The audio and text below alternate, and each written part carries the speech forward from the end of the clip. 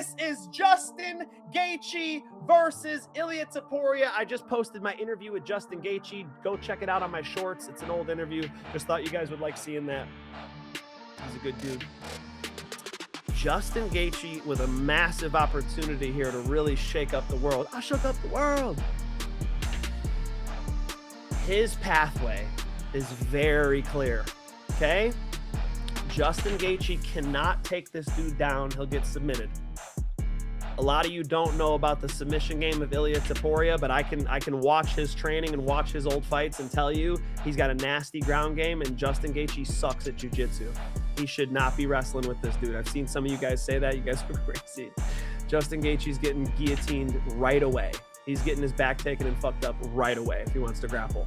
Luckily, Ilia Topuria doesn't really grapple anymore and has laughed at the thought of trying to take Justin Gaethje down. And I think he's being honest. He's been honest before. He told you guys inside 2 rounds, Max Holloway. He told you guys first round, Charles Oliveira. He's been saying it straight up, right? He says inside 2 minutes, Justin Gaethje.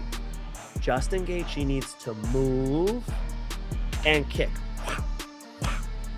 What did we say last video? What did I say on the main event study? Say it at home. Kick that leg. Kick that leg. Come on, kick that leg. Everybody kick that leg. He needs to kick the leg of Ilia Topuria. Ilia Topuria stands like a boxer. He's heavy on his feet. He's on the balls of his feet. He's moving. Don't get me wrong. He's the most athletic dude, one of the most athletic dudes I've ever seen in mixed martial arts. However, he puts a lot of weight on that lead leg. Listen, the advantages for Justin in this fight is Gaethje has pretty solid low kicks and Topuria is very heavy on his front leg. That's the only real advantage I'd give him. Justin Gaethje is known for his calf kicks. He puts everything into every calf kick, very powerful leg kicks, and obviously Ilia Topuria is very, very heavy on his front leg because of that boxing heavy style. And there's been a ton of upsets in MMA this year. Look at Sean Strickland versus Chimaev. Look at some of the other big fights this year that have been quite big in upsets, and Justin Gaethje's coming off an upset win over Paddy Pimblett too. And there's a chance Ilia fights emotionally. You got to remember, this is the first fight since Ilia's divorce. Ilia has kind of been riled up by Justin Gaethje in fight week because of the comments that Justin Gaethje's been making. I'm not saying this is going to be a big thing to dwell on, but listen, you don't know. Ilia might fight emotionally and get himself caught. The advantages for Ilia, I mean, this is like a where do we start situation, but I'd say the first one is Gaethje's been dropped and knocked out quite often. Yeah, Gaethje has been dropped and knocked out in nearly every single one of his UFC fights. He is a very, very easy guy to drop, and Gaethje's style is literally tailor-made for Ilia. We'll go through this in a second, but if you think stylistically one of the easiest matchups for Ilia in this division, Gaethje comes right up there. And Topuria has an advantage in every aspect of the fight too. Even if the fight goes to the ground, I think Ilia can submit and out-grapple Justin Gaethje too. If the fight goes 25 minutes, I think Ilia's got him there too. I really don't see Ilia Topuria. So I'm going to go with Ilia Topuria to beat Justin Gaethje. Surprise, surprise. I think he knocks out Justin Gaethje in the first round. I think he does, and I think a lot of people will agree with it. Listen, Justin Gaethje, his entire style is being a brawly striker. We've seen Justin Gaethje get dropped by lesser strikers. Oliveira dropped Justin Gaethje. Obviously, Max Holloway beat the brakes off him and then knocked him out. The entire style of Justin Gaethje is brawling with people and getting the better of brawls. Even Paddy Pimblett, how awful Paddy's striking is, he was able to outstrike, not throughout the whole fight, but outstrike at times, Justin Gaethje and land big shots. I feel amazing, as I always say, my life looks like a constant training camp, but this is the better I ever felt in my life. This is my second fight, not my third fight actually in the lightweight division, but actually my body get used to it because before I had to fight in the featherweight division, actually I had almost to kill myself to make the weight. This is the first time that I'm able to enjoy every second of the training camp, and I'm very excited and very happy to be able to be part of this event, which is going to be probably not one of the biggest in the UFC history, but also in the sports history. So very excited. All right, we got Ilia Topuria, El Matador, only 29 years old now. He's got 17 wins, 7 KOs, 8 submissions. Oh God, Topuria's a freak. Topuria's a freak. It's almost creepy, like how confident this dude is. And remember, this is MMA. This is 4-ounce gloves. He's celebrating like he already won this fight. This is not even. He's training for real. He trains like a professional. He just KO'd 3 of the greatest of all time right in a row. People who don't get KO'd them flat. Don't watch it. If you don't want to watch it, if you don't like it, don't watch it. That's my message.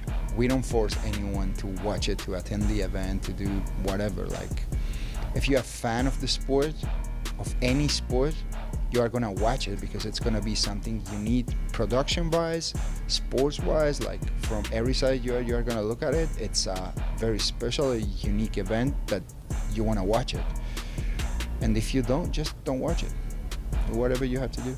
Back to the White House we go. Here's Ilia Topuria changing his tone a little bit regarding Justin Gaethje. Remember, talked about, a long life together. It seems as though those plans are off. Against Ilia, Justin will probably start more carefully, but discipline is easy before you get hit. The first test comes right after Topuria lands that first clean jab, body shot, or counter. Does Justin stay patient, or does he immediately decide it's time to start another war? So, how do I think this fight plays out? I think Justin's gonna be cautious. He's gonna circle, use the jab against the lead leg, and throw front kicks to slow Ilia down. Early on, that may work. Justin can land a few kicks or catch Ilia with something clean and make the fight look more competitive than people expected. But when Justin is scoring, Ilia will be gathering information. He will be feinting. He will feint the jab, attack the body, and study how Justin reacts under pressure. Then Topuria will start closing the distance more confidently, the jab will land more often, the body work will add up, the calf kicks make it harder for Justin to circle away. Eventually, Ilia's gonna land something. And that is when I think the fight changes. Justin will want to answer. His punches become wider, his feet become less organized, and Ilia starts finding the openings. The skills that he has, the wrestling that he has, and the size, he's a lot bigger than Ilia. I asked DC and Dustin both yesterday on my show. Why do you think people were overlooking Justin? That's a good question. I mean, when I look at Gaethje, I'm like, he's got all the tools and the weapons. Ilia Topuria is heavy on the lead leg. Justin Gaethje's got a heavy leg kick. He's got a great uppercut. He's fighting the shorter fighter in Ilia Topuria. He's a bigger guy. He's a way bigger guy. He's not making 145 ever. No. He's a much bigger guy. He's a really good wrestler, and he's a nasty striker, and he's also a kind of a savage. Like he's not kind of. Yeah, I mean, like a real savage, not like pretending. Like when he fought Michael Johnson in his UFC debut, he just threw himself at Michael Johnson, and he did the same thing with Paddy Pimblett. Yeah. The Paddy Pimblett fight, he could have fought that fight a lot cleaner. Yep. And he just said, you, I'm just gonna walk you down and just blast you every chance I get and break you up. He didn't come up here to a place to where it's just a bunch of people. He came up here to a family, and that's what Onyx is. That whole group that's there, it's just one big old family. And it just keeps growing and growing, getting bigger and bigger and funner and funner. This is the biggest fight of his life, but I mean, we've said that 3 or 4 other times. So he's fighting another little short guy, and he's done really well against Chandler and Fiziev and a few of the others, and I just see the same thing happening for this fight. I mean, this is what we trained for. This is what he put his whole life into since he was 4 years old, and I'm excited and ready for it to happen. Have you faced anyone like Justin in terms of your MMA career? Maybe a wrestler who likes to strike, a guy who has kicks like that? Every fighter is different. They bring different styles inside the octagon. I never faced anyone like Justin. He's a legendary fighter. I like him as a fan, and I always love to watch all his fights because they all very entertaining. Yeah, but when you talk about like me fighting him, yeah, as I told you before, I don't see any possibilities for him. So when you look at Charles Oliveira, Max Holloway, and Alexander Volkanovski and some of the pitfalls that they fell in against Ilia Topuria, is there one thing worth avoiding with this guy? You don't have to answer. It's obviously position. It's position. Yeah. They got, I said it earlier, they got compromised. They got put on their back foot. They got put on their heels. On his second shot when he was in the middle of the 5-punch combination. That's something that I cannot do. Yeah. I will move forward this fight. I've told you before, you said it during the last fight. I do believe that you have to move forward. And if that puts me into more dangerous positions, then I have to do that still. He always goes the extra mile, it seems, Ilia Topuria. He is cerebral when it comes to his training as well. And I saw this clip of how he's preparing for Justin Gaethje. Take a look at this. Fascinating stuff from Ilia. This is a neurostimulation with infrared light for several things: to improve focus, for mental recovery, to improve sleep. These secrets, they don't do this. The focus this gives before training is like not even 100 coffees. The effects of this kind of super focus, it really does look very strange, but it is so good.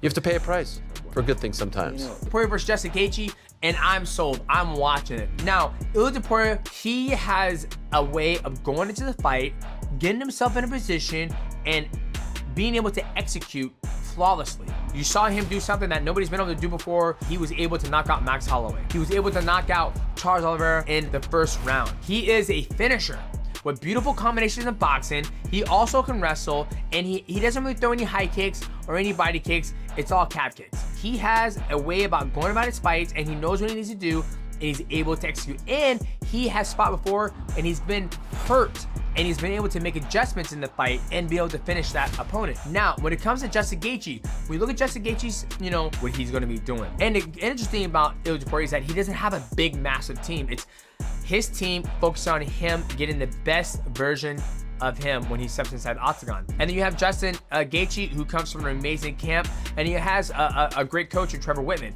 So let's start with the key to victory number 1 for Justin Gaethje. Justin Gaethje has got to be dynamic against this fight with Ilia Topuria. Meaning that if Justin Gaethje goes out there and just boxes with Ilia Topuria, I just don't think he's gonna be able to outmatch Ilia Topuria with the speed. Maybe the speed, but I don't think he's gonna be able to outmatch the power. When you look at Justin Gaethje's previous fights, he's been dropped by a lot of people. Charles Oliveira. It's very difficult for me in my head to see on Sunday night Justin Gaethje winning. At a plus 400, man, I'm throwing some money down. Why not? I'm throwing some money down, yeah. Look, at a plus 400 and a minus 535 for Ilia Topuria, I'm throwing money down on Justin. Look, people thought I was crazy because, because I bet 10 grand on Sean Strickland to win to go the distance, and I cashed out $130,000. I'm gonna lean towards Justin on this fight. I think Justin with the uppercut, that's his textbook punch. It's like he's got that's in his arsenal. That's when he uses the. Topuria is a new generation, but Gaethje, I still believe Gaethje can do some things, but he's a little bit old right now, He's a good fighter, legend. He showed us very, very good many fights, but now I think it's the Topuria time for lightweight. So I was originally, when the fight was announced, I was on Topuria's side, and I thought that he might be able to get it done. I took the bus with Gaethje. We were stuck in the bus an hour and talked for a little bit. He's a lot bigger than I thought.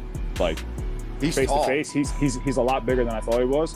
And seeing him talking to him a little bit, seeing his size, I was like, I'm leaning more towards Gaethje now. I feel like Gaethje's gonna get it done. Oh yeah. He's not just going to beat, duck lip Gaethje. He's going to humiliate him. Justin Gaethje's about to become a meme forever. And I'm excited. I'm here for it. I can't wait to see it, After Ilia Topuria exposes him and they have to take his carcass off the South Lawn in D.C. at the White House, he should come over to RAF and get his ass beat in the wrestling mat against me as well. He's an all-American wrestler.